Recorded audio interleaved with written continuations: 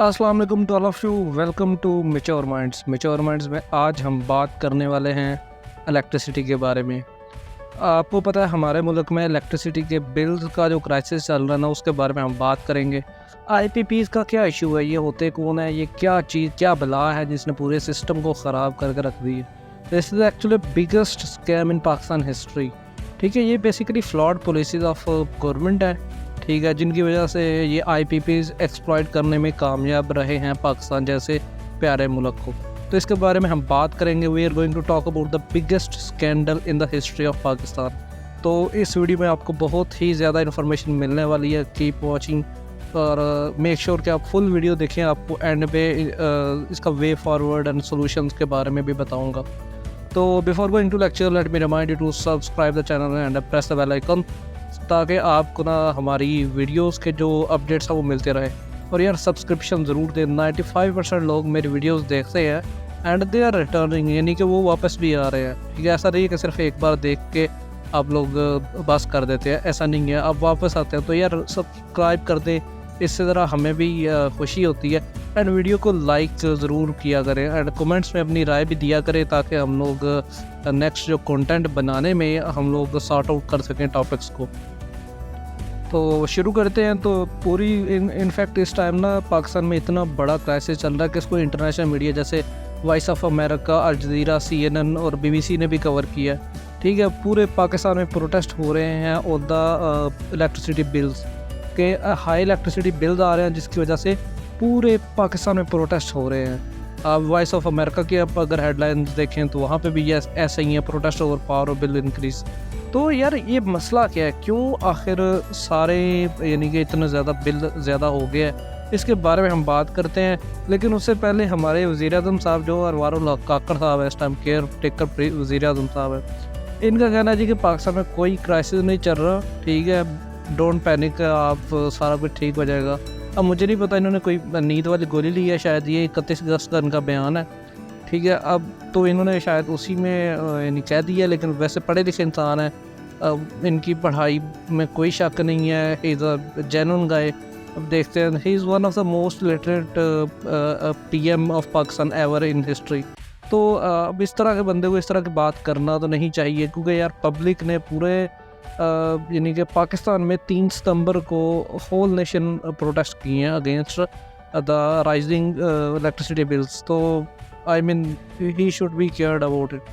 तो बात करते हैं इशू क्या है। इशू बेसिकली ये है जी कि पिछले एक साल में ना 76% के करीब जो इलेक्ट्रिसिटी बिल्स हैं उनमें इंक्रीज़ हो गया। ठीक है, अब ये पहले आवाम तो यानी Aahista Aahista it was like a boiling pot. जैसे आप पानी को गर्म करते रहते हैं, लेकिन एक पॉइंट आता है वो बॉयल करना शुरू कर देता है। तो ये पिछले एक साल में 76% was the boiling point of the nation. यहाँ पे पहले तो नेशन ने चुप कर किया हुआ था, लेकिन जब जैसे ही अब चीज़ें हद से बाहर होना शुरू हो गई तो फिर आवाम ने प्रोटेस्ट करना शुरू कर दिया। इस वक्त जो एवरेज कॉस्ट है ना, जो हाउस होल्ड इलेक्ट्रिसिटी यूनिट की है, वो तकरीबन 42 अपना पाकिस्तानी रुपीज़ है, जबकि कमर्शियल यूनिट 63 रुपीज़ पे जा चुका है। इन कंपैरिजन टू इंडिया, जहाँ पे 15 से 16 रुपये और बांग्लादेश में 24 से 25 रुपये की आपको इलेक्ट्रिसिटी जो है वो मिल जाती है पर यूनिट। तो इतना ज़्यादा अब इसमें डिफरेंस क्या है। मैं आपको एक इंटरेस्टिंग बात बताऊँ, जो आपका इलेक्ट्रिसिटी का बिल होता है ना, ठीक है, उसमें सिर्फ 20% इलेक्ट्रिसिटी जो अपना कंजप्शन है वो चार्ज होते हैं। बाकी जो 30% है वो टैक्सेस होते हैं। ठीक है, जिसमें आपका एक TV टैक्स है, एक रेडियो टैक्स है, गवर्नमेंट का टैक्स है, टैरिफ्स है मुख्तलिफ़ किस्म के, और बाकी जो रेस्ट ऑफ द 50% है ना, जो यानी कि 20% आपका इलेक्ट्रिसिटी कॉस्ट, 30% आपके टैक्सेस है और 50% जो है ना वो आपका वो वाले कर्जे हैं जो कि डिपार्टमेंटल कर्जे हैं। ठीक है, जो कि यानी कि जो जनरेटर कंपनीज है उनको देने हैं गवर्नमेंट ऑफ पाकिस्तान ने। ठीक है, अब ये कर्जे कहाँ से आए हैं, इसके बारे में हम डिटेल से बात करते हैं आईपीपीज़ के सेक्शन में। पहले हम जान लें कि हुआ क्या है। अच्छा, ये जो बिल है ना, ये तो 2 पार्ट्स में होता है बेसिकली। एक वो पार्ट होता है जिसमें डिस्कोस को देने, डिस्ट्रीब्यूशन कंपनीज जो होती हैं, ठीक है, आपकी जैसे लेस्को है, फेस्को है, पेप्को है, इसी तरह की जो डिस्ट्रीब्यूशन कंपनीज है पाकिस्तान में टोटल 10 डिस्ट्रीब्यूशन कंपनीज है, और दूसरी जो है वो आप गवर्नमेंट को देते हैं। ठीक है, अब ये डिस्को जो लेती हैं वो कौन कौन सी लेती हैं, इलेक्ट्रिसिटी कॉस्ट लेती हैं और आपके जो ये जो 50% एट्रीब्यूटेड टू गवर्नमेंट इनएफिशिएंसीज, यानी कि आपके जो सर्कुलर डेट वगैरह के होते हैं, ठीक है। बाकी जो एक हिस्सा होता है वो पेएबल टू गवर्नमेंट होता है, वो गवर्नमेंट चार्ज करती है, ना कि ये बिजली वाली कंपनियां चार्ज करती हैं, ठीक है। तो अभी जो नेपरा है ना, नेपरा बेसिकली एक रेगुलेटरी अथॉरिटी है जो कि कवानीन बनाती है related to electricity and related to वाफ्टा इन पाकिस्तान। तो ये जितने भी कवानीन, ये बेसिकली एक रेगुलेटरी अथॉरिटी एडमिनिस्ट्रेटिव बॉडी है। तो नेपरा जो है ना बेसिकली ये कानून बनाती है। इसने क्या किया जी, ये बेसिकली क्या करती है, ये हर एक जो डिस्ट्रीब्यूशन कंपनी है, 10 कंपनी है ना, मैंने बताया, लेस्को, फेस्को, गैपको, पेपको, इसी तरह रेपको है, ठीक है। तो ये सारी जो कंपनी है ना, इनको जो नेपरा है वो रेगुलेट करती है। अब नेपरा ने एक सिस्टम बनाया हुआ है जिसके मुताबिक ना ये सारी की सारी जो डिस्ट्रीब्यूशन कंपनीज है ना, ये क्या करती हैं, ये बिल को ना एक सिमिलर रेट पे रखती हैं, यानी कि तमाम की तमाम जो कंपनी है वो टैरिफ रेट वो सेम रखती हैं, इलेक्ट्रिसिटी का जो प्राइस है वो सेम रखती हैं। अदरवाइज़ यानी कि ऐसी जगह जहाँ पे बिजली बन रही है वहाँ पे सस्ती मिल जाएगी, और जो दूर है जहाँ पे ट्रांसमिशन होगी वो वहाँ पे महंगी मिलेगी। लेकिन नेपरा ऐसा नहीं होने देता। नेपरा क्या करता है, जहाँ पे बिजली बन रही है वो वहाँ पे, और जो बिजली जहाँ पे पहुँचाई जा रही है, दोनों जगह पे बिजली की जो कीमत है वो बराबर रखेगा। लेट्स से कि अगर केपी में बन रही है बिजली और पंजाब में इस्तेमाल हो रही है, तो केपी में भी वही प्राइस से मिलेगी बिजली जो पंजाब में मिल रही है। तो इसको रेगुलेट कौन करता है, नेपरा करता है, ठीक है। अभी क्या हुआ, रिसेंटली जो नेपरा है उसने तकरीबन 7.5 रुपये पर यूनिट जुलाई 1 को बिजली जो थी ना उसमें वो महंगी कर दी थी, ठीक है। अब इसमें भी ना 2 किस्म के कस्टमर्स होते हैं, एक प्रोटेक्टेड और एक अनप्रोटेक्टेड। सिंपल ज़ुबान में आप कह लें, जो 200 यूनिट इस्तेमाल करता है उसको प्रोटेक्टेड कहते हैं, और जो 200 यूनिट से ज़्यादा इस्तेमाल करता है उसको कहते हैं अपना अनप्रोटेक्टेड। यानी 200 यूनिट से कम वाला प्रोटेक्टेड और 200 यूनिट से ज़्यादा वाला अनप्रोटेक्टेड। अब जो 200 यूनिट से ज़्यादा वाला जो है ना अनप्रोटेक्टेड, उसके लिए तो प्राइस आप समझेंगे कमाल ही किस्म की अलग ही, वो 42 रुपीज़ ऑन एन एवरेज है, आप समझ लीजिए, नहीं इतनी ज़्यादा है। और जो आपकी प्रोटेक्टेड है उसके लिए को 15-16 रुपये बनती है, ठीक है। अब प्रोटेक्टेड होता कौन है, ये बड़ी इंपॉर्टेंट चीज़ है। प्रोटेक्टेड वो होता है जिसमें पिछले 6 महीने से 200 यूनिट से कम बिजली इस्तेमाल की है, और उसने ज़िंदगी में एक दफ़ा भी 200 यूनिट से ऊपर इस्तेमाल कर लेना बिजली, वो अनप्रोटेक्टेड हो गया। यानी कि उसको बिजली का यूनिट कितने में पड़ेगा, 42 रुपये में। ओवरऑल एवरेज की बात कर रहा हूँ, ठीक है। अब आप ये डिटेल पढ़ लें कि यहाँ से क्या मिल रहा है, यानी 201 से 300 में 27 रुपीज़ मिलेगा, ठीक है। तो अब ये जो प्रोटेक्टेड है ये 200 यूनिट तक तकरीबन 10 रुपये या 12-14 रुपये बनते हैं, उसमें इसका आता है, ठीक है।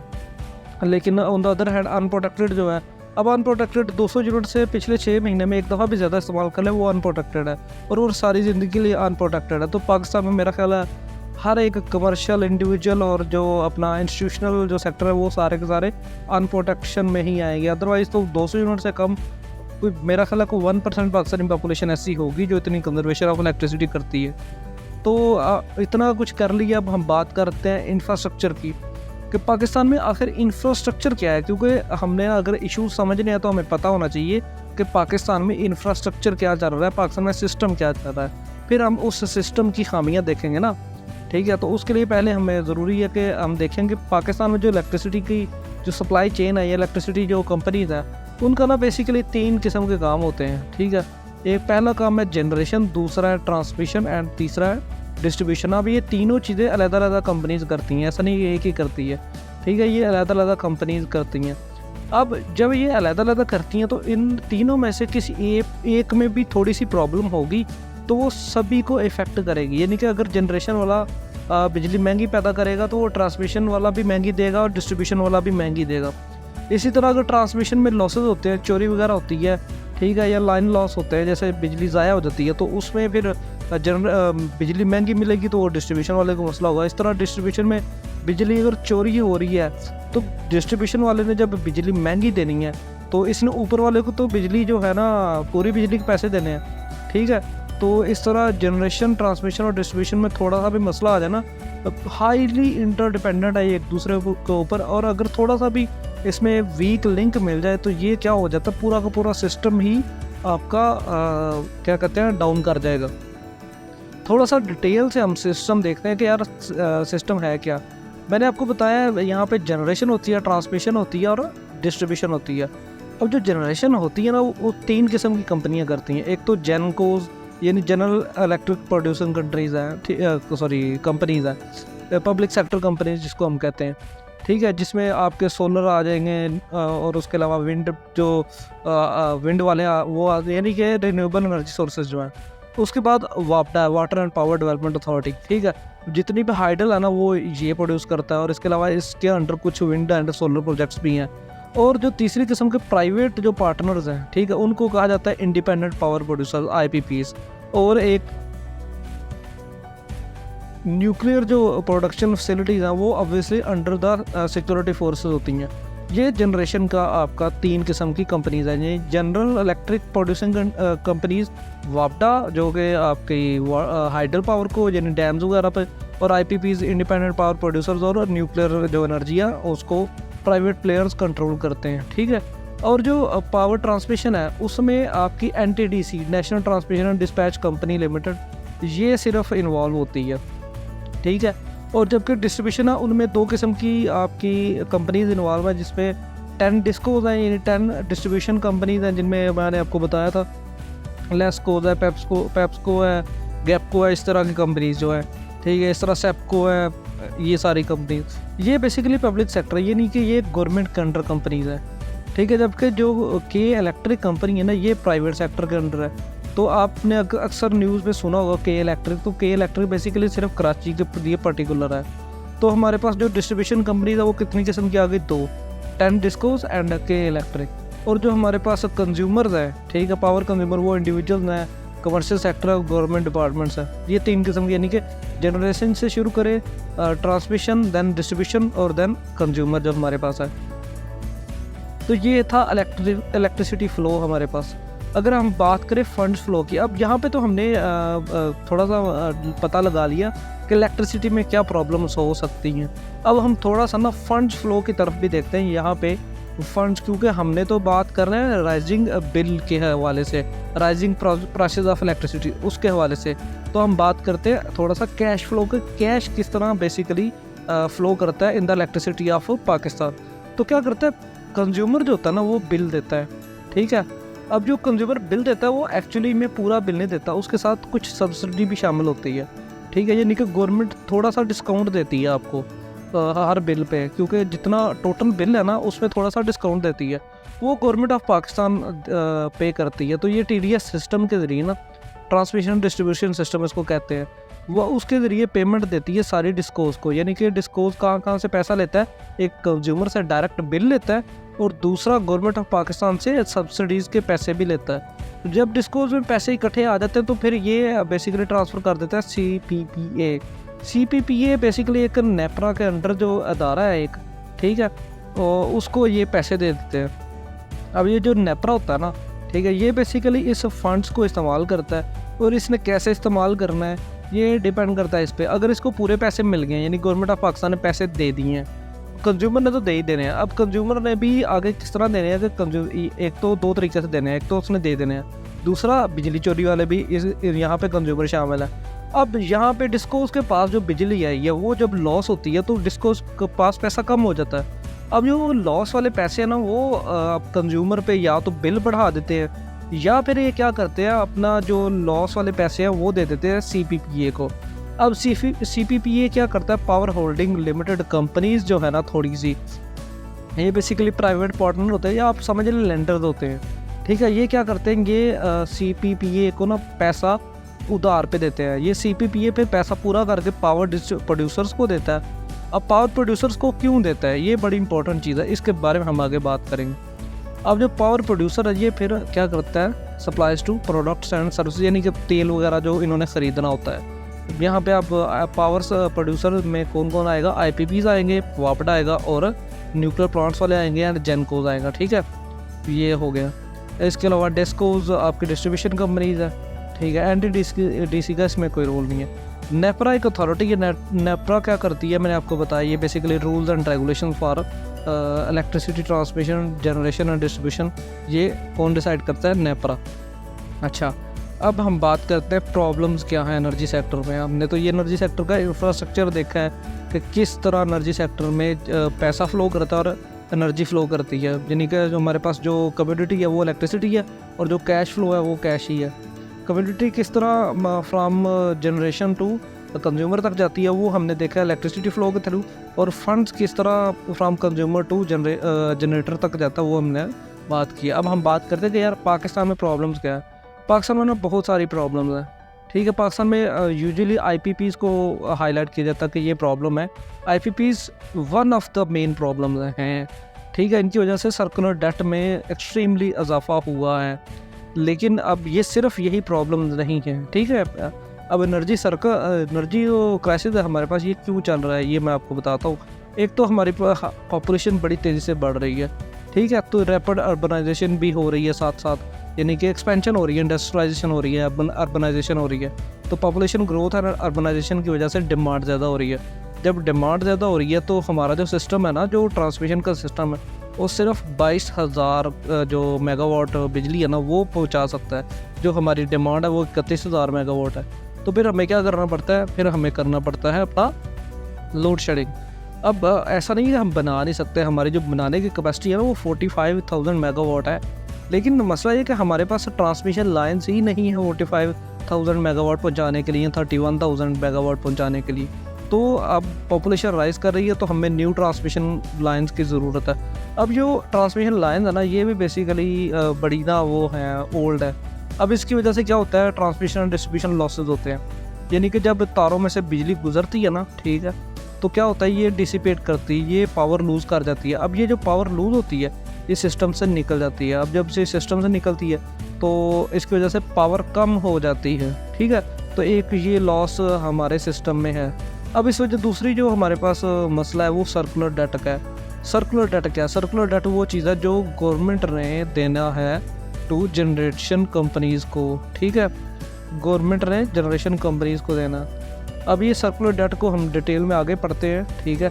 हम अगर बात करते हैं अदर लिमिटेशंस की, तो वो हमारे पास लिमिटेड रिन्यूएबल एनर्जी सोर्स हमारे पास रिन्यूएबल जो हैं वो बड़े लिमिटेड से हैं, ठीक है। अब ये लिमिटेड क्यों है? क्योंकि यार हमारे जो हाइडल पावर है वो सिर्फ हम 28,000 मेगावाट या 25% जो हमारी टोटल एनर्जी का यूज़ है ना उससे हम हाइडल से ले रहे हैं। बाकी जो 75% है वो डिपेंडेंट है ऑन नॉन रिन्यूएबल सोर्सेज, और नॉन रिन्यूएबल जो है वो बड़े महंगे हैं। इस वजह से फिर क्या होता है, आपका बिजली महंगी पैदा होती है, यानी कि ऑयल हो गया, कोल हो गया, गैस हो गया। तो इस वजह से एक्सपेंसिव जनरेशन भी है हमारे पास, ठीक है। हम इम्पोर्टेड फ्यूल है, स्ट्रेस फॉरम रिजर्व हैं, लेट पेमेंट पेनल्टीज़ है। यानी कि अब क्या होता है कि जो गवर्नमेंट ने इनको तो दिए होते हैं ना जो जनरेशन कंपनीज है, अब अगर ये पेमेंट करती है लेट गवर्नमेंट तो इनको फिर जुर्माना भी लगता है, पेनल्टी वगैरह, ठीक है। हाई कॉस्ट ऑफ आईपीपीज़ यहाँ पे आ गया, आईपीपीज़ के बारे में बात करते हैं। इसके अलावा जो गवर्नमेंट सब्सिडीज़ हैं इस पे जो फॉरेन प्रेशर है, जैसे IMF वगैरह हो गए, तो वो भी प्रेशर डालते हैं, ठीक है। इसके अलावा पॉलिटिकल इंस्टेबिलिटी और जो करप्शन है पाकिस्तान में, ये भी जो हमारे सिस्टम को चलने से रोकती हैं। यानी कि पॉलिटिकल इन्फ्लुएंस अगर वापडा में तो वहाँ पे मसाइल होते हैं, ठीक है। इसी तरह हमारा पावर थेफ्ट का बड़ा सीरियस मसला है। पावर थेफ्ट की अगर मैं आपको बात बताऊं तो यार ये this is one of the biggest main reason है हमारी बिजली महंगी होने का। उसकी वजह क्या है, तकरीबन 500 अरब रुपए की हम लोग सालाना बिजली जो है ना वो चोरी करवा देते हैं। और ये 500 बिलियन फिर कौन देता है? ये 500 बिलियन वो सारिफ देता है, कंज्यूमर देता है जो कि बिजली इस्तेमाल करता है और बिल देता है, ठीक है। तो यानी कि आप गली मोहल्ले में अगर आपकी चोरी हो रही है ना तो इसकी शिकायत करें, क्योंकि उसका बिल भी फिर आप दे रहे हैं। इसके अलावा जो गवर्नमेंट की पूर पॉलिसीज़ हैं ये बड़ा इंपॉर्टेंट रोल प्ले करती हैं सर्कुलर डेट इन डिपार्टमेंट को इंक्रीज़ करने में। उसके अलावा जो ओल्ड कलेक्शन मेथड्स है ना हमारे पास, ये भी बड़ा मसला है। यानी कि हमारे पास जो कलेक्शन मेथड्स हैं ये बड़े आउटडेटेड से हैं। लाइक पहले जाके एक बंदा रीडिंग करता है, मीटर रीडिंग जिसको कहते हैं, मीटर रीडिंग के बाद बाकी चीज़ें होती हैं, ठीक है। तो देखते हैं अब अगर बात करें यार आईपीपीज़ के हवाले से, ठीक है, थोड़ा सा हम आईपीपीज़ से पहले बात करते हैं पावर लॉस की और ट्रांसमिशन और डिस्ट्रीब्यूशन लॉसेस की एंड कमर्शियल लॉसेस की, ठीक है।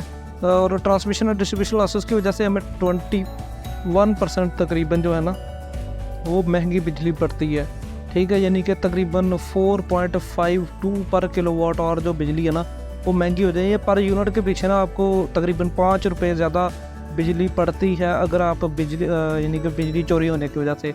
इसके अलावा जो कमर्शियल लॉसेस हैं, जैसे हमने बात की थी अपना पेनल्टीज़ वगैरह की, तो उस वजह से हमें क्या होता है तकरीबन 10% जो कमर्शियल लॉसेस होते हैं, ठीक है।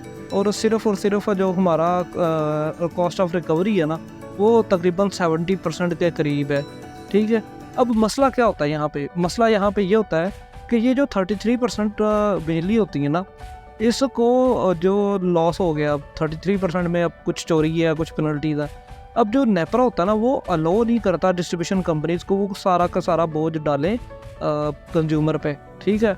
अब जब वो कंज्यूमर पे मैक्सिमम 15% का बोझ डाल सकते हैं, यानी कि अगर बिजली चोरी हुई है ना तो फिर वो 15% जो होगा ना आपका, तो सिर्फ वही ऐड कर सकते हैं द कंज्यूमर बिल। अब यहाँ पे मसला ये होता है कि पीछे रह जाता है 17% का गैप। ये ईयर टू ईयर एक्यूमुलेट होता रहता है। ईयर टू ईयर जब एक्यूमुलेट होता रहता है फिर ये पेमेंट करना पड़ती है गवर्नमेंट को। गवर्नमेंट जब पेमेंट नहीं करती तो फिर बिजली महंगी हो जाती है, ठीक है। फिर गवर्नमेंट क्या करती है, बेस प्राइस ज़्यादा कर देती है। अब इसी सारी सिचुएशन को देखते हुए हमारे जो प्राइम मिनिस्टर साहब हैं अनवारुल हक काकड़ साहब, उन्होंने प्रोविंशलाइजेशन ऑफ डिस्कोस को उन्होंने किया है, ठीक है। अब देखते हैं क्या करते हैं, यानी कि अब ये प्रोविंसेस को हैंड ओवर कर देंगे। पहले ये फेडरल के अंडर है, अब ये प्रोविंसेस को हैंड ओवर कर देंगे, आप बिजली डिस्ट्रीब्यूट खुद करें, ठीक है। हमें नहीं इस चीज़ का पता, यानी कि तकरीबन 292 बिलियन का हमें लॉस हुआ है एक साल में, ठीक है तकरीबन। यानी कि मैंने आपको बताया 500 बिलियन की तो हम चोरी करते हैं और 292 बिलियन की लॉस हुआ है टेक्निकल लॉस, ठीक है। अब 300 ये हो गया, 500 हो गया, 800 बिलियन का आपको चूना लगता है हर साल, ठीक है, just because of power loss and आपका चोरी की वजह से। अब हम आते हैं अपना IPPs पे, ठीक है। तो ये सारी जो सिचुएशन है ना ये ऐसा नहीं है कि पहले दिन से शुरू हो गई। ये 90s में हमने फ्लॉड पॉलिसीज़ बनाना शुरू की थी। अब 90s में क्यों फ्लॉड पॉलिसीज़ बनाना शुरू की थी वो हम बताते हैं। अच्छा, इसी वजह से क्या हुआ, हर गवर्नमेंट जो 90s के बाद आई है ना उसने पॉपुलिस्ट डिसीजंस लिए हैं। हमेशा अपनी जो इररिस्पॉन्सिबिलिटी है उसको उन्होंने डालना की कोशिश की है कि वो ज़्यादा से ज़्यादा उधार लें और वो क्या करें, वो कंज्यूमर को पॉपुलिस्ट जो नैरेटिव है उसको अपने हक़ में करें। अब इसी वजह से क्या हुआ कि पाकिस्तान का ख़जाना खाली होगा और पाकिस्तान को तकरीबन 22 दफ़ा IMF के पास जाना पड़ा है इन्हीं फ्रॉड पॉलिसीज़ की वजह से। IPPs की बात कर रहे हैं। बात शुरू होती है, हमारी स्टोरी शुरू होती है 1970s से, जब भुट्टो साहब ने ना नेशनलाइजेशन की पॉलिसीज़ अडॉप्ट की। अब नेशनलाइजेशन की वजह से क्या हुआ, जितनी भी कंपनीज थी, जितनी भी हमारे पास प्राइवेट इंटरप्राइजेस थी, उन सबको गवर्नमेंट ने ले लिया। जब गवर्नमेंट ने ले लिया तो यहाँ पे इन्वेस्टर्स ने आना बंद कर दिया। जब इन्वेस्टर्स यहाँ पे आना बंद हो गए तो यहाँ पे आपकी इंडस्ट्रियलाइजेशन उस तरक्की से नहीं बढ़ी जिस तरक्की से बढ़ना चाहिए। अब हुआ क्या जी कि भुट्टो साहब के बाद ज़िया साहब आए, उन्होंने भी उन्हीं पॉलिसीज़ को जारी रखा। लेकिन 1990s की बात है, 1991 पर्टिकुलरली अगर बात करें तो नवाज शरीफ ने ना मुल्क की मार्केट्स को ओपन कर दिया। उन्होंने लिबरलाइजेशन की पॉलिसीज़ को अडॉप्ट करना शुरू कर दिया, मार्केट्स ओपन करना शुरू कर दी। जब मार्केट्स ओपन करना शुरू की ना तो हमारे पास जो इंडस्ट्री थी वो लगना शुरू हो गई। अब जब इंडस्ट्री की मेन डिमांड क्या होती है, एनर्जी। अब जब एनर्जी की डिमांड बढ़ी तो sudden rise in energy demand हुआ। अब इसी डिमांड को देखते हुए 1994 में ना बेनज़ीर भुट्टो ने IPPs इंट्रोड्यूस करवाया। उससे पहले क्या होता था, 1994 से पहले हमारे पास जितनी भी पावर जनरेशन थी वो गवर्नमेंट के अंडर होती थी। लेकिन 1994 में पहली दफ़ा बेनज़ीर साहिबा की गवर्नमेंट थी और उन्होंने IPPs इंडिपेंडेंट पावर प्रोड्यूसर्स को इनवाइट किया इन पाकिस्तान। अभी इंडिपेंडेंट पावर प्रोड्यूसर होते क्या हैं? Independent power producers basically private companies होती हैं जो कि किसी भी मुल्क के लिए ना बिजली पैदा करती हैं और वो उस मुल्क को बेचती हैं बेसिकली, ठीक है। जैसे यानी कि बाहर का जो इन्वेस्टर है पाकिस्तान में आके कोई प्लांट लगाता है बिजली बनाने का तो उसको IPP कहा जाएगा, इंडिपेंडेंट पावर प्रोड्यूसर, यानी कि वो अपने तौर पे बिजली बनाएगा। ये बेसिकली प्राइवेट लोग होते हैं। अब हुआ क्या जी कि अब बेनज़ीर साहबा ने ना अजीब सी शर्तों पे ना IPPs को इनवाइट किया। बड़े लुक्रेटिव इन्होंने इंसेंटिव्स दिए, बड़े लुक्रेटिव इन्होंने चीज़ें उनको की। अब इस 1994 में एक दफ़ा हुआ, फिर 2002 में भी गेन किया और 2015 में। तो तीनों दफ़ा ये जो बेसिकली तीन फ्लॉज हैं इनको कंटिन्यू रखा गया। अब इस कंटिन्यू रखने की वजह से बड़ा नुकसान हुआ मुल्क को। पहला क्या था जी कि यूएस कंज्यूमर प्राइस इंडेक्स की बेस पे हम लोग बिजली खरीदेंगे। अब इसका क्या मतलब है? इसका मतलब ये है कि आईपीपीज़ जो है ना, वो जो भी बिजली बनाएंगे ना उसकी प्राइस हम देंगे डॉलर में, ठीक है। डॉलर था अपना 0.5 सेंट ऑफ दैट टाइम, ठीक है, पर यूनिट। अब ये आप इमेजिन करें कि यार ये 0.5 सेंट उस टाइम पे था तकरीबन आपका आई गेस 6 रुपीज़ का, ठीक है, 6 RS का। अब मज़े की बात है ये उस टाइम भी महंगा था, पूरी दुनिया से महंगा था। इनफैक्ट अगर अमेरिका, अर्जेंटीना, बांग्लादेश इन सब ममालिक में ना तब IPPs लग चुके थे और वहाँ पे ये दे रहे थे 2 से 3 रुपये। लेकिन बेनज़ीर साहिबा ने कहा जी कि आप 6 रुपये में आ जाएँ, और 6 रुपये में नहीं कहा, उन्होंने कहा जी US के जो डॉलर है ना उस हिसाब से हम आपको कीमत देंगे। अब क्या हुआ, वक्त बढ़ने के साथ साथ क्या हुआ, US के जो डॉलर की प्राइस थी वो बढ़ती गई। ये जो 6 रुपये था ना, ये आज के दौर में कन्वर्ट हो चुके हैं 150 रुपये में। आज की अगर मैं डेट की बात करूँ, इससे भी ज़्यादा, यानी कि बेसिकली अब तो ये यानी इससे ज़्यादा, यानी कि लेकिन ये उस दौर के जो 6 रुपये ना वो आज कन्वर्ट हो चुके हैं, क्योंकि $1 कितने का है, 300 रुपये का ना, तो फिर वो हाफ सेंट कितने का बन गया, 150 रुपये का तकरीबन। दूसरा जो उन्होंने कहा जी कि जो बेनज़ीर साहिबा ने ऑफ़र की थी, वो उन्होंने प्रोमिस्ड लुक्रेटिव रिटर्न्स उन्होंने कहा था। अब ये क्या था, ये कैपेसिटी पेमेंट्स बेसिकली इसका मतलब ये था कि आपको चाहे नुकसान हो, ठीक है, आपने बिजली पैदा करनी है, फिर ये गवर्नमेंट ख़रीदेगी, ठीक है, यानी कि कंपनी है, इसने बिजली पैदा की, गवर्नमेंट ख़रीदेगी, गवर्नमेंट आगे कंज्यूमर को दोगी, यानी डिस्ट्रीब्यूट करेगी, जैसे डिस्कोज है, ठीक है। अब ये कंज्यूमर और गवर्नमेंट के बीच है, अगर लॉस हो इनको या जो मर्जी हो, गवर्नमेंट ने इनको पैसे देने ही देने, पूरे पैसे, ठीक है, चाहे बिजली लॉस हो या ना हो, ठीक है। अब इसमें ये था कि अगर ये लोग, यानी कि बिजली अगर हमें ज़रूरत नहीं भी है ना, कंज्यूमर नहीं भी ख़रीदता, गवर्नमेंट ने फिर भी पैसे देने हैं इन कंपनीज़ को, ठीक है। अब ये बड़ा मसला था। फिर तीसरी जो शर्त थी वो बहुत ज़्यादा अजीब थी, वो थी कि provision of oil in fixed price. ये ऑयल जो था ना, यानी कि ऑयल से मुराद फ्यूल। अब जो ये कंपनी थी, इनको बेनज़ीर साहिबा ने ये चीज़ ऑफ़र की कि आपको जो ऑयल है वो फ़िक्स प्राइस में मिलेगा, चाहे दुनिया में जितना मर्ज़ी तेल महंगा हो जाए, ठीक है, आपको ऑयल मिलेगा फ़िक्स प्राइस में। उस टाइम की अगर बात करूँ तो यार $30 के करीब ये था अपना पर बैरल, और आज अगर देखें तो $75 पर बैरल जो आपका तेल मिलता है, डबल से भी ज़्यादा प्राइस हो गई है। लेकिन ये जो कंपनीज है ये अभी भी उसी रेट के लिहाज से तेल पाकिस्तान गवर्नमेंट से ख़रीद रही हैं, या पाकिस्तान गवर्नमेंट उन्हें लेके दे रही है। तो ये जो 3 अजीब सी शर्तें थी ना, ये बेनज़ीर साहिबा ने अपनी दानिश में तो ऑफ़र की थी ताकि इन्वेस्टर्स को इनवाइट किया जाए। अब इससे हुआ क्या जी कि इन्वेस्टर्स तो बहुत आए, ठीक है। अब इन्वेस्टर्स जब बहुत आए तो यहाँ पे कई मसाइल पैदा हो गए। इसके बारे में हम आज बात नहीं करेंगे, फिर किसी वीडियो में बात करेंगे कि यहाँ पे क्या हुआ। मैक्सिमम जो इन्वेस्टर्स थे उन्होंने IPPs बनने को प्रेफर किया। इंडस्ट्रियलाइजेशन जो लोकल इंडस्ट्री थी उसमें उन्होंने इन्वेस्ट ही नहीं किया। एनर्जी सेक्टर जो था ना वो बड़ा मसाइल में गिर गया, ठीक है। अब ये आपको उम्मीद है बात समझ आ गई होगी US कंज्यूमर प्राइस इंडेक्स की, लुक्रेटिव रिटर्न्स की, एंड आपकी ऑयल फिक्स्ड प्राइस की, ठीक है। बात शुरू होती है 1994 में, जहाँ पे 16 IPPs लगी थी, ठीक है, 4100 मेगावाट की कैपेसिटी में। तब तक तो ये ठीक था, 6.5 सेंट्स जो थे ना पर किलोवाट आवर, ठीक है, वो 10 साल के लिए। फिर ये 13 IPPs मज़ीद लगी इन 2002 ऑफ 2934 मेगावाट जो आपकी बिजली थी, ठीक है। 25 से 30 साल इनकी शेल्फ लाइफ थी, और बाकी जो थी इसका 152 बिलियन जो थी वो इन्वेस्टमेंट थी। अब फिर 2015 में नवाज शरीफ साहब, 2002 में शौकत अजीज़ साहब, 1994 में बेनज़ीर साहिबा, और 2015 में नवाज शरीफ साहब ने 7 IPPs फर्दर कर दी, ठीक है। और इनका जो आपका रखा गया था वो 15% to 17% आपका रखा गया था शेल्फ लाइफ, यानी पिछले वाले से। एंड इसका जो टोटल IPPs 40 हो गई थी 2015 तक। लेकिन ये चूँकि इतनी लुक्रेटिव पॉलिसीज़ थी कि ये आज के दौर में 90 IPPs है पाकिस्तान में, ये मैंने आपको सारे के सारे IPPs के नाम मेंशन कर दिए हैं। अगर आपने पास करके आप देखना चाहें तो देख सकते हैं, ये मेंशन कर दिए हैं। अब इन सारे सिनेरियो से प्रॉब्लम क्या पैदा हुई? बहुत सारी 5 मेन प्रॉब्लम्स जो पैदा हुई थी, ठीक है। एक तो प्राइवेट, हमारा जो एनर्जी शेयर था ना वो बड़ा सुकड़ गया with in private and public sector. यानी कि जो पब्लिक, पहले क्या होता था 100% पब्लिक सेक्टर था, गवर्नमेंट सेक्टर था। गवर्नमेंट जिस तरह चाहे पब्लिक को इंसेंटिव्स दे सकती थी, पब्लिक को सस्ती बिजली दे सकती थी, और फिर पब्लिक रिन्यूएबल एनर्जी पे बड़ा जोर देती है, ठीक है। जबकि जो प्राइवेट सेक्टर होता है उसको मुनाफे की पड़ी होती है हमेशा ही। उसको तो जहाँ से मुनाफा आना है उसने तो वहाँ से बिजली पैदा करनी है, ठीक है। आप पब्लिक सेक्टर की अगर बात करें तो तकरीबन जो प्राइवेट सेक्टर है तो तकरीबन 20,000 जो मेगावाट की बिजली है ना वो पैदा कर रहा है प्राइवेट सेक्टर। जबकि जो आपका रिमेनिंग जो 20,000 है तकरीबन, ठीक है, ये पैदा करता है कौन? Public sector.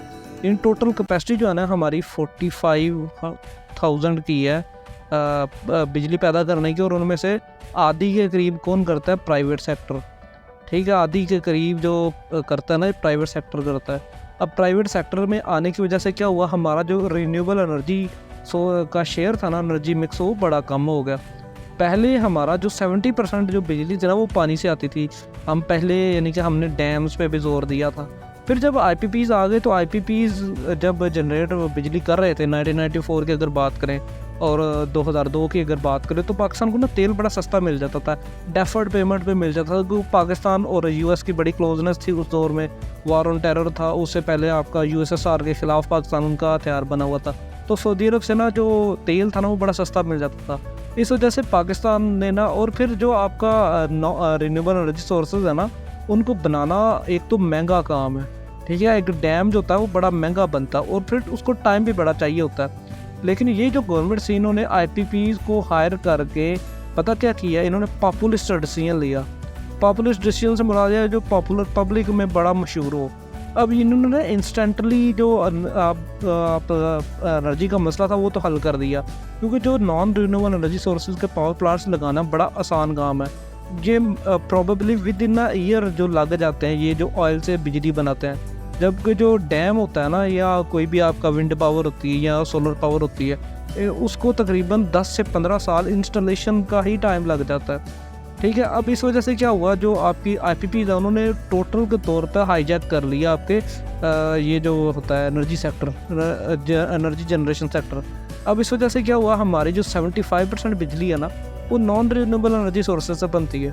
तकरीबन 25 to 30% हम सिर्फ एनर्जी जो रिन्यूएबल एनर्जी सोर्स है ना उससे ले रहे हैं, जिसमें आप देख लें नेचुरल गैस से भी हम 30% के करीब है, और आपका थर्माइट यानी कोल से जो है ना वो 12 और 29 21 तकरीबन 33%।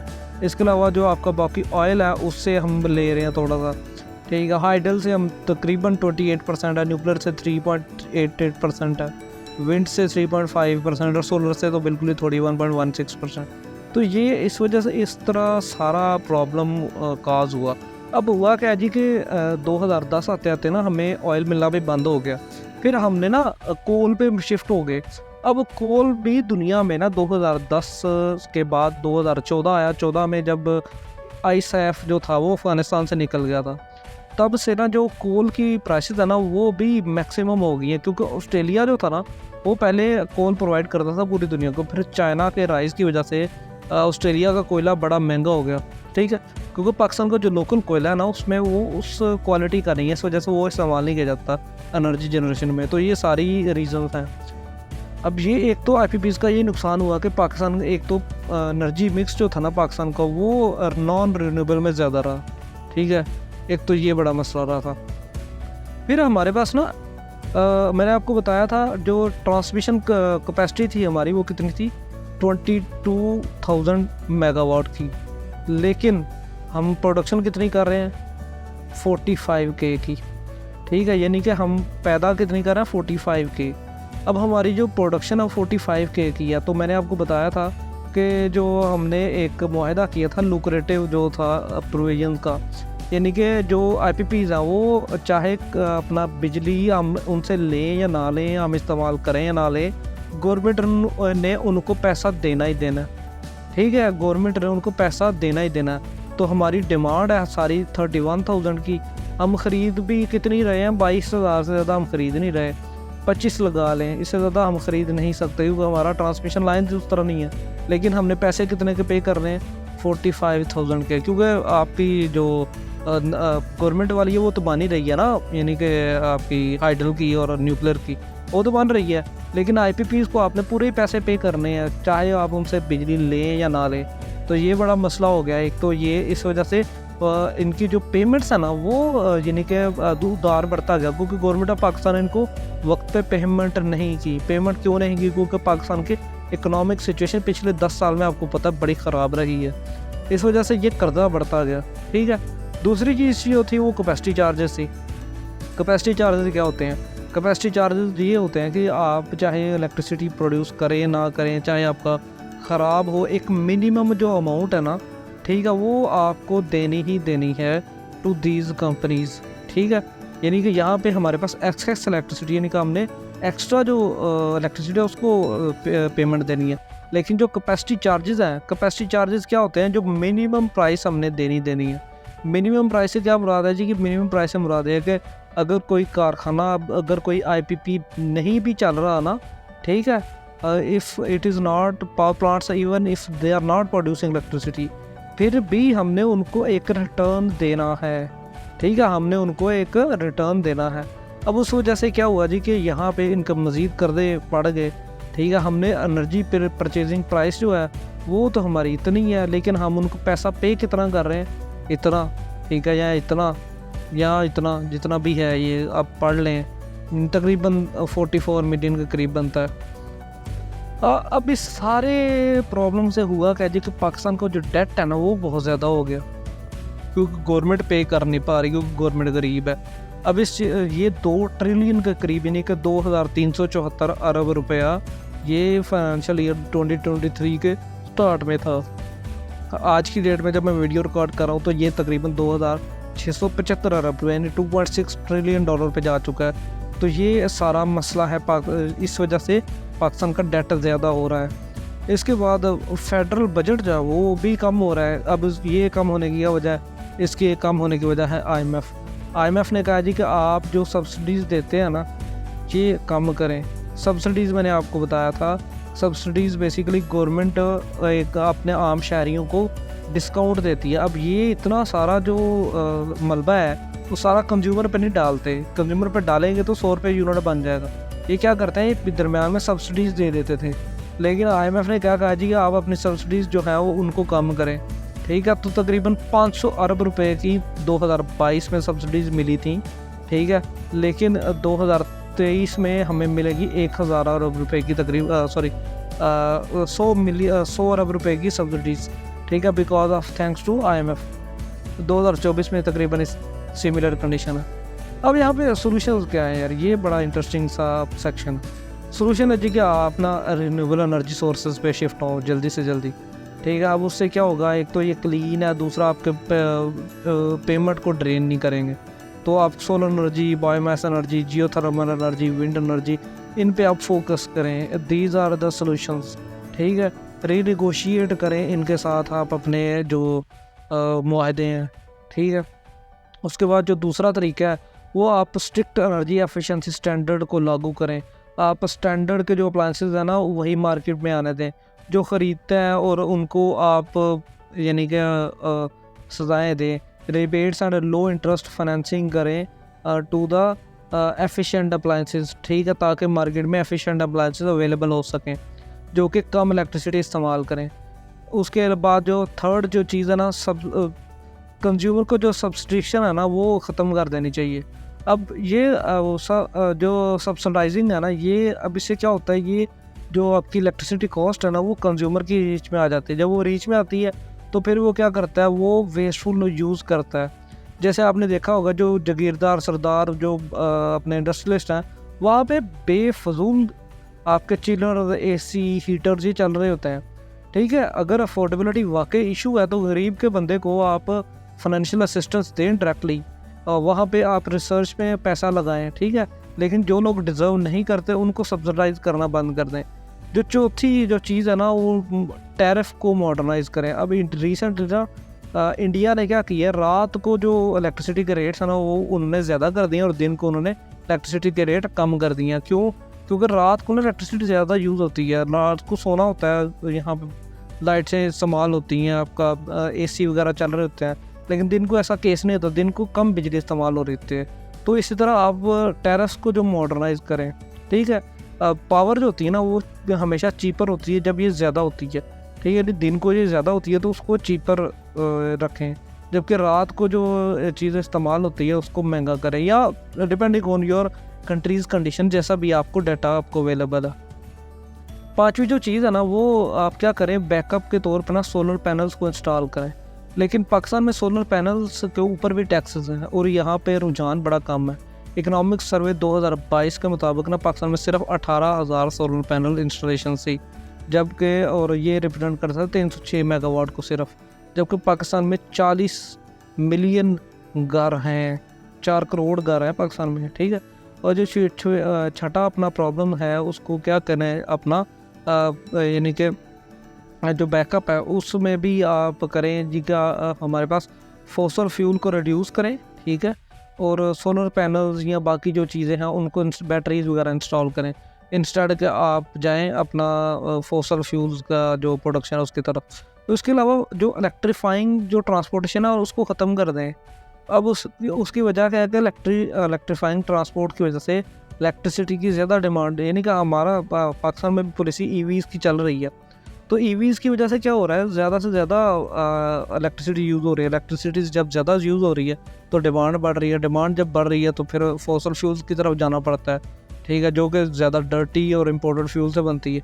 तो इसलिए we should avoid EVs for the time being now. अब जाते जाते ना एक और चीज़ मैं आपको बता दूं कि पाकिस्तान में बड़ा मशहूर हो रहा है कि फ्री जो यूनिट्स है ना उनको ख़त्म किया जाए। फ्री सागा जो यूनिट यानी कि यूनिट सागा क्रिएट किया उन्होंने, कैओटिक सिचुएशन है। तो लेट मी रिमाइंड यू कि पाकिस्तान में ग्रेड 17 से 21 के जो एम्प्लॉयज़ हैं ना वो सिर्फ 7 मिलियन यूनिट्स यूज़ कर रहे हैं फ्री इलेक्ट्रिसिटी के, यानी कि जो ये वज़ीर हैं या जर्नैल हैं या बड़े बड़े जो, लेकिन जो ग्रेड्स 1 to 16 है ना, हमारे जैसे छोटे जो एम्प्लॉयज़ 1 to 16, वो तकरीबन 330 मिलियन, यानी कि ये 70 लाख हैं और ये 3.5 करोड़ के करीब, सॉरी 3.5 करोड़ कह रहा हूँ, 30 करोड़ के करीब यूनिट से इस्तेमाल करें। तो यार ये कौन है, ये हम जैसे ही हैं। 1,73,200 जो गवर्नमेंट एम्प्लॉयज़ हैं ये हम जैसे गरीब लोग हैं। तो लेकिन जो हम बिजली चोरी कर रहे हैं वो कितना हो रहा है, 500 बिलियन की, लेकिन जो बिजली फ्री इस्तेमाल हो रही है वो सिर्फ और सिर्फ 10 बिलियन की हो रही है। तो जो अपना फ्री यूनिट्स ख़त्म करके कोई आपको वर्थ नहीं मिलने वाली, ये जो फ्री इलेक्ट्रिसिटी वाले हैं ना, ठीक है, इनको सज़ाएं मिलनी चाहिए। मैंने कहीं सुन रहा था कि यार आप फ्री जो बिजली जो चोरी करता है ना उसका बिजली का कनेक्शन ना काटें, उसका हाथ काटें, ताकि उसको पब्लिक में जो करप्शन करने की आदत लग गई ना उसका थोड़ा सा हो। तो जो गवर्नमेंट्स हैं वो अपनी अकाउंटेबिलिटी बचाने के लिए क्या कर रही हैं, वो फ्री बीज के पीछे लगा रही हैं, जबकि फ्री बीज बहुत थोड़े हैं। अब यानी कि आप इमेजिन करें 50 गुना ज़्यादा यानी कि बिजली चोरी हो रही है, उसकी कोई बात नहीं कर रहा, लेकिन सिर्फ 10 बिलियन के करीब जो फ्री इलेक्ट्रिसिटी इस्तेमाल कर रहे हैं ना उनकी बात कर रहा है। तो मैं, और डोंट वरी, मैं वापडा में नहीं हूँ या मेरा कोई घर वाला वापडा में नहीं है, लेकिन ये एक रियलिटी है। तो इस वजह से थोड़ा सा इसमें एहतियात करें, क्योंकि यार ये लोग भी हमारे जैसे ही हैं। अब 1 to 16 ग्रेड के जो लोग हैं उनकी तनख्वाहें मिनिमम होती हैं, they are on the lower end of the society, ठीक है। तो चलो कुछ एक तबके को तो राहत मिल रही है, उनको मिलने दें, पे क्या नुकसान हो रहा है, ठीक है जी। Thank you very much for listening such a huge lecture and Pakistan हमारा है। फिर मैं आपको याद दिला दूं, जैसा कि मैं हर वीडियो में कहता हूँ कि पाकिस्तान हमारा है और यहाँ पे रह के आप इसके लिए एफर्ट्स करें। And thank you very much for listening and let me remind you to subscribe the channel, press the bell icon so that you may not miss our latest video updates. Thank you.